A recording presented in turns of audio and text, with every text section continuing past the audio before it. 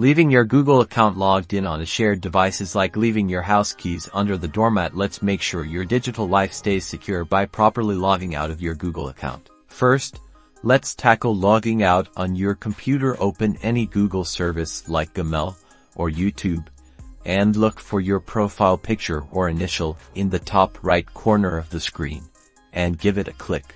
A drop-down menu will appear, and right there at the bottom, you'll find the Sign Out option. Go ahead and click that to log out of your Google account on this device. Now, for Android devices, open your phone settings app. It looks like a gear icon. Then scroll down and tap on Accounts or Accounts and Sync. The name may vary slightly depending on your Android version.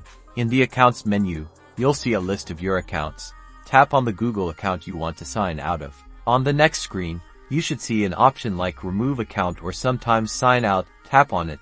Your phone might ask you to confirm, so just follow the prompts. Logging out on an iPhone is similar to a computer. Open any Google app like Gmail and tap on your profile picture in the top right corner.